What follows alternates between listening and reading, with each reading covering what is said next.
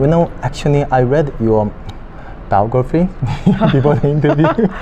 you were like soprano and also professor teaching universities before.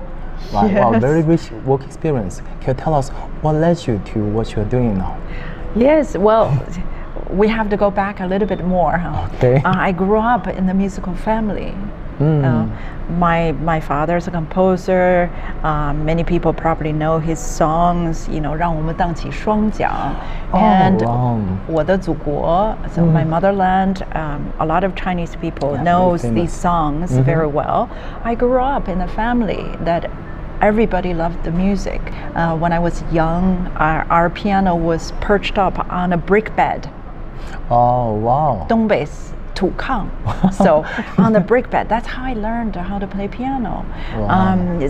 So I grew up, and of course, I always wanted to go to the West to study more music because that's, Western classical music. I was a pianist to start with. So, I went to America, did my master's, doctorate, and eventually became a music professor. For 6 years, I taught music. But like you, very much like you, Alan, Really? that, I just wanted to, broaden myself to be out there some more. I didn't want to just narrow your career. Yeah, so I started, doing cross-cultural consulting, leadership development, but still, into education. But I also met my husband, who is who loved outdoors, loved traveling. So we used to travel here and there.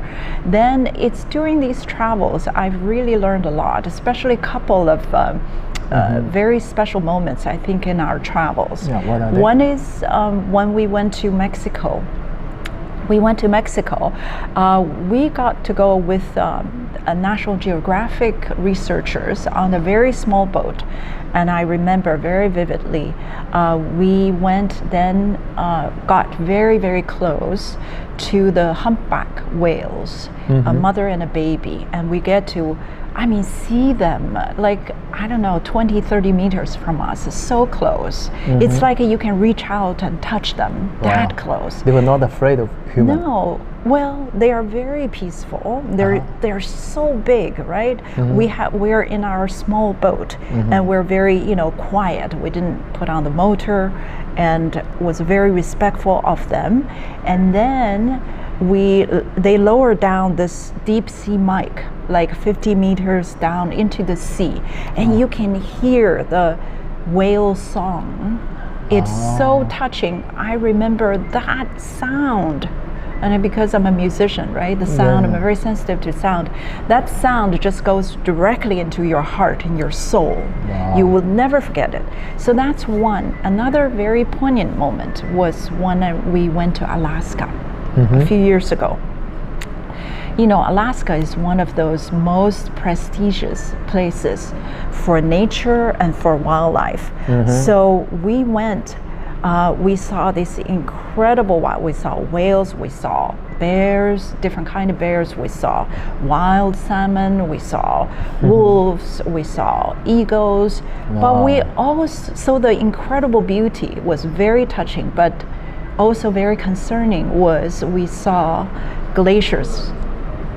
They're melting. So we're talking to the, global warming because of the and to the scientists there, and they say within 15, 20 years we will lose all the icebergs.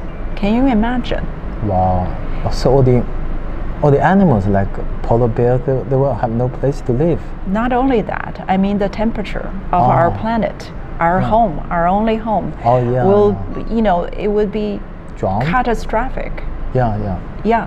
So we saw, icebergs, and then we also saw millions of jellyfish in Alaskan waters, and they really shouldn't be there. It's because of the acidity, the temperature and the acidity of the ocean.